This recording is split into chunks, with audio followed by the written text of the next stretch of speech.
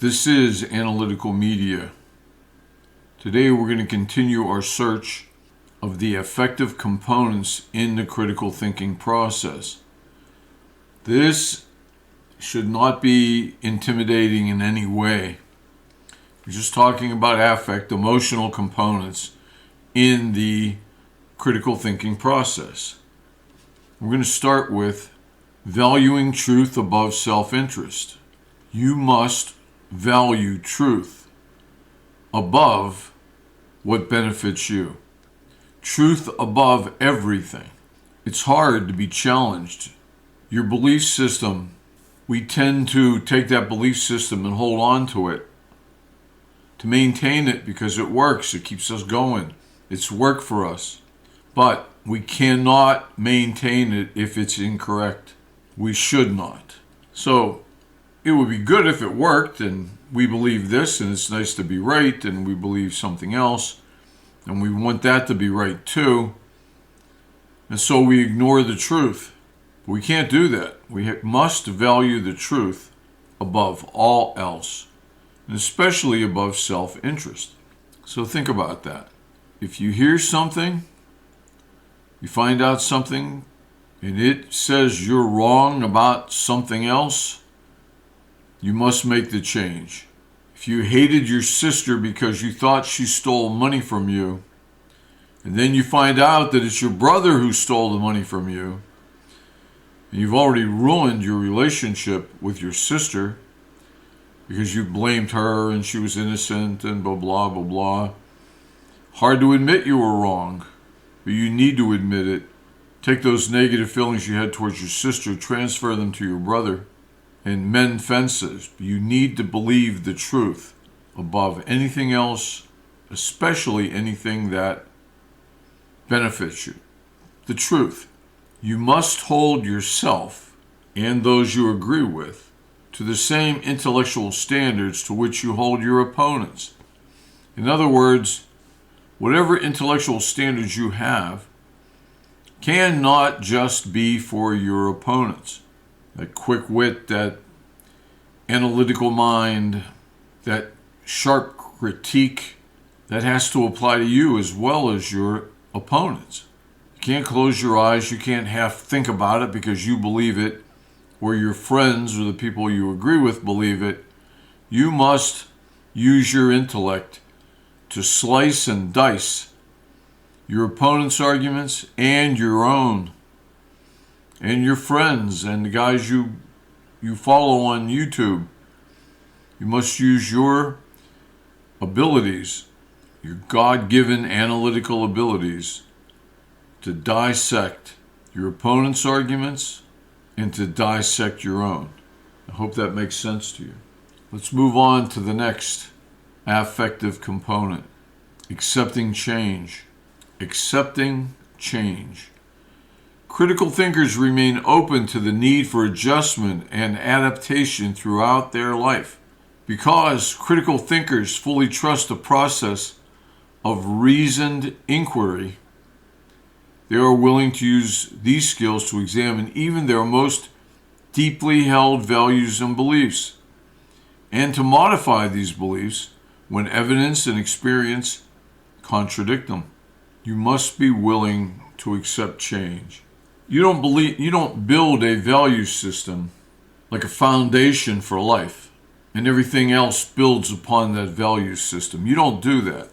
You must build your thinking, your life, upon the processes of reasoned inquiry.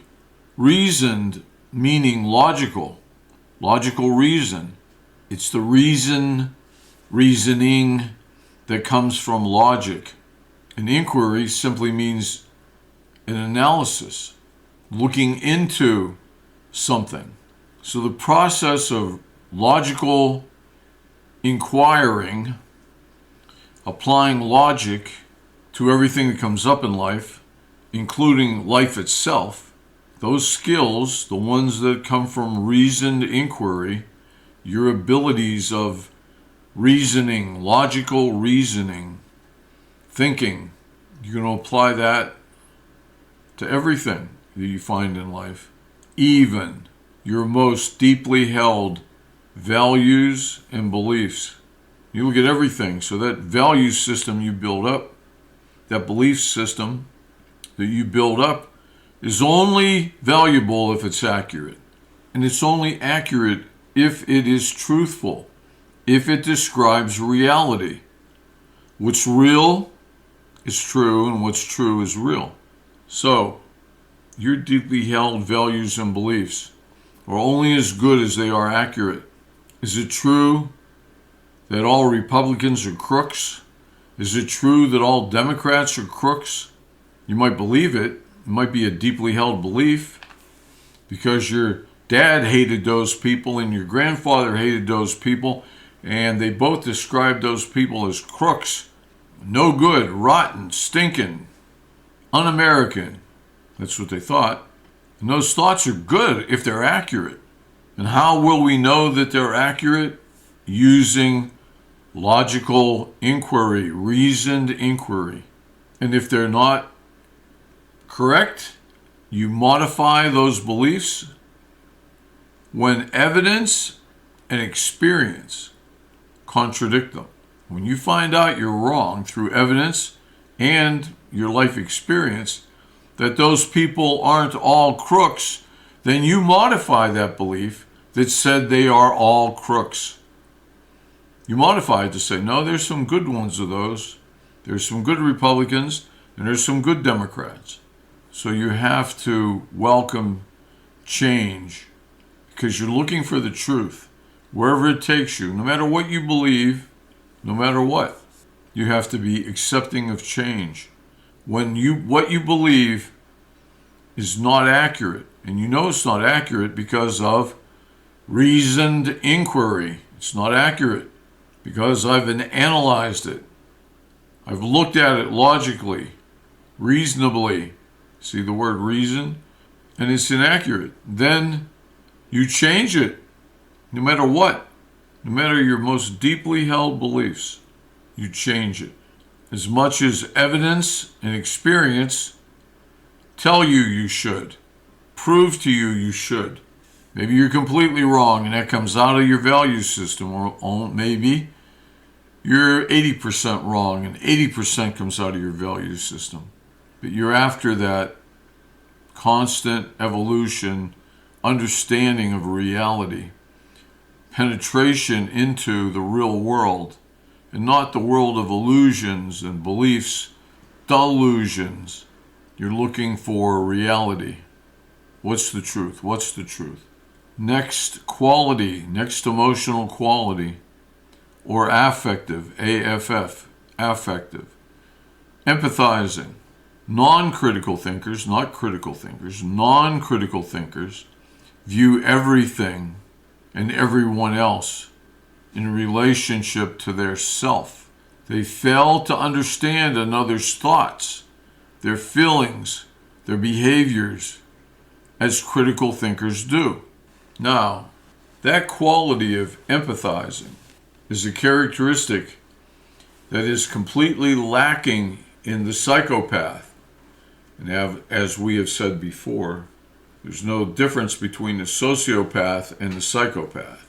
It's just some branches of thought, of study, describe it as sociopath and others psychopath.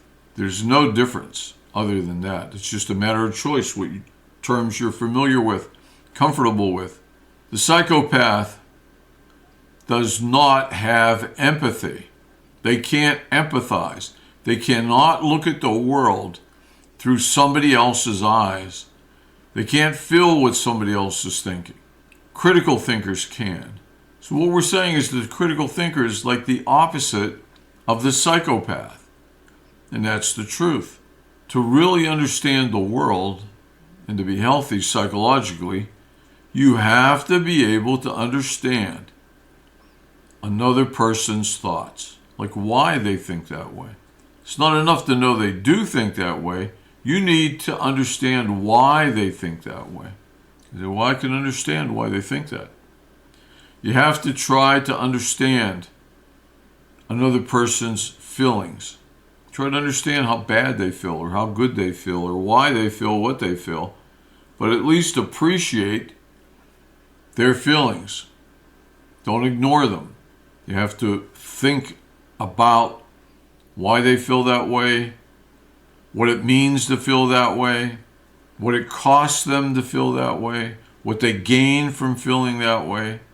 And you don't need to be a psychologist to do that. You do it every day. People out there that are healthier, people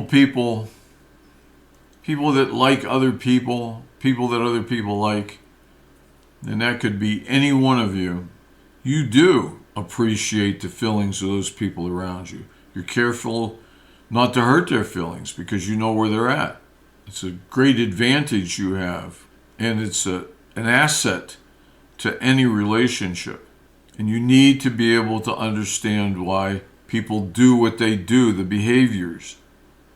Why do they behave that way? Why do they drink? Why do they holler at their kids? Why do they neglect their spouse? You want to appreciate that, understand it. And a lot of this you get in therapy. You're going to learn this, see it. You're going to understand other people's feelings. Your therapist is going to help you understand your wife's thoughts, her feelings, her behaviors. Because the therapist is going to think logically or critically. We're talking about critical thinkers, the need to think critically. So look at those components that you have to have. You have to value truth above everything else, seek it out, search it out. You have to be ready to make changes. Ready, willing, gladly do it. You lose nothing if you move from a false belief, but a deeply held one, to a true belief. You've lost nothing. In fact, you've gained an immense amount. So you can rip out what isn't real and keep ripping it out. Keep pruning it away. And what you're left with will be the truth. And if there's anything left over, in time, you'll prune that out also. You'll get rid of that till you're left with just the truth. You've lost nothing. Most people are very afraid to do that. They want to see the world one way because it's worked. It works for them. It works when they hate Republicans or they hate Democrats or they hate people of a certain color. It works. Their friends hate people of that same color. But nobody should hate someone based on their color. And when you cut that away, when you change that, you accept that change to no longer hating people of a certain color, you're a better person for it. You will achieve more in life. You will understand reality better. You will be rewarded for that, for seeing reality correctly. And these components are very critical to your success in life, your happiness, your mental well-being. One last quality: critical thinkers welcome divergent views. Critical thinkers value examining issues from every angle. They know that it is especially important to explore and understand positions with which they disagree. It's important to understand and explore things you disagree with. Yes, it's the only way to know if you really should disagree. You're open to the truth wherever it leads you.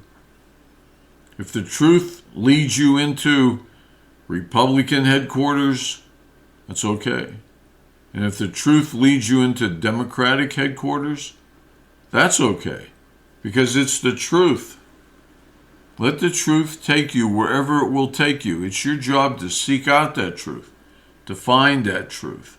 Critical thinking is the only way to understand reality. If you want to understand what's going on in the housing market, if you want to understand what's going on in the stock market, if you want to understand what's going on, you must research every aspect of it. You can't listen to some guy on the radio or in a podcast who you've liked in the past. You can't accept that. You have to find the truth for yourself. Your job in life is to seek out the truth, because the truth will show you reality, because what is true is real, and what is real, that's the word reality, is true. So your job is to figure that out, to seek out the truth. Who should you trust? What career is right for you? Who should you marry? What things are important in a marriage? And 100,000 other things. And the guiding force in your life is finding out the truth. You think your wife is cheating on you, and it produces all kinds of feelings inside you. Well, you need to find out. You need to find the truth. Either she is or she isn't. If she isn't, then you should not believe that she is. If she wouldn't, then it eliminates the idea that she might. And all the feelings you have about not loving enough or giving enough or trusting enough, because you don't want her to break your heart. You need to learn to trust appropriately. You trust those people completely whom can be completely trusted. You trust those people only a bit who have proven that they could only be trusted a bit. Critical thinking simply means thinking correctly. Correct thinking. There are so many ways to be wrong in your thinking, to go wrong, to be fooled. Critical thinking will eliminate your being fooled by other people. Politicians who lie to you simply to get you to vote for them. They lie to your face. Those people should never be voted for. If someone tells you, a politician, that inflation is 1.2%, but you looked it up and inflation is really 3.2%, you can't vote for that person. That person is a liar. You have no trust in someone who deliberately lies to you. None. You can trust that person not at all. When someone tells you the gasoline prices are $1.99 a gallon and you just filled up at $3.25, you have been lied to. You cannot believe that person. You cannot vote for that person. You cannot trust that person. If somebody tells you that food prices are coming down, they're coming down, and you just went shopping, and you just bought the same groceries you bought last week, or last month, or last year, and they were $60 roughly, and today they were $75. You can't believe anybody that tells you food prices are down. You're not an idiot. And once we recognize that someone is lying to us for a purpose, that they're lying to us to move us in some direction, they're lying to us to get our vote, or they're lying to us to get us to buy their car, then we know we're being conned, we're being cheated, we're not being told the truth, we're being lied to motivate us, to move us in some certain direction. You might be very comfortable with what you believe, very comfortable. It's caused you to vote a certain way. It's giving you certain friends. It's giving you certain angles that you can use when you talk to people. You can repeat lines from the news shows that supported that candidate. You can repeat those lines to your friends. You don't understand them, but you're going to repeat them. So you stick with what you know. You stick with if you're conservative, you stick with only conservative news. You listen to only conservative podcasts. You only subscribe to conservative views. The same thing would be true for a liberal. They stick with what they know, but you have to be open. You have to welcome divergent views. If you hear somebody saying why you should vote for a particular candidate and you voted for a different candidate, you should be open. Open to hearing what they say, and then you should analyze it, dissect it. Just like when your candidate says something, you should analyze it and dissect it. You have to be open to, desirous of, considering views that aren't the same as your own. Consider them. You know why people are afraid to do it? They're afraid to find out the truth, because then it means they got to give up all the stuff they believed for the last 30 years. Say, well, if that's not true, then that's not true. Then that means that guy's no good. I screwed everything up. My life is a mess. I have nothing I can believe in anymore. But that's okay, because now you can rebuild. And this rebuilding process should be going on all through life. All through life. Don't hold on to anything. Value truth above everything else. Whatever the truth is, that's what you should believe. And if you find out that what you just changed to wasn't quite right, adjust, adapt. Always adapting to the truth. Whatever the truth is, that's what you believe. Lots of people, unhealthy people, are afraid to consider anything different from what they already believe. And different means divergent. Healthy people welcome divergent views. You can't hurt them, because all thing you could do is just destroy their entire value system, which they're okay with, because the only thing they want is the truth. Truth above all else. Think about it, talk about it. It's not enough just to listen to these characteristics and qualities. You yourself need to think about them, weigh them, evaluate what you just heard.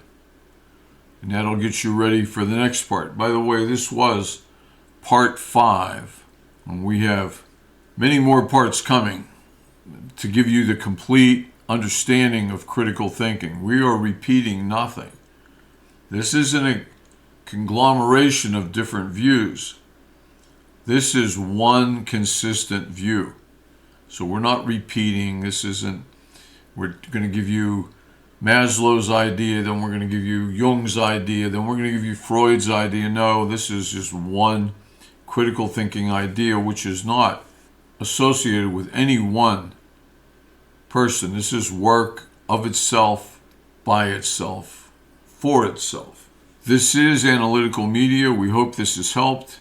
Please like, subscribe, share with a friend, talk about it. Do that because it helps the algorithm. We're doing this to help the listener. The more listeners we have, the more people we can help. It's up to you. You can get us more listeners simply by liking, subscribing, sharing it, commenting. All those things will cause YouTube to send it out to more people. Okay, I hope everything's gone well for you. Hope you're enjoying what you're hearing. And I hope you will join us in our next video. Take care.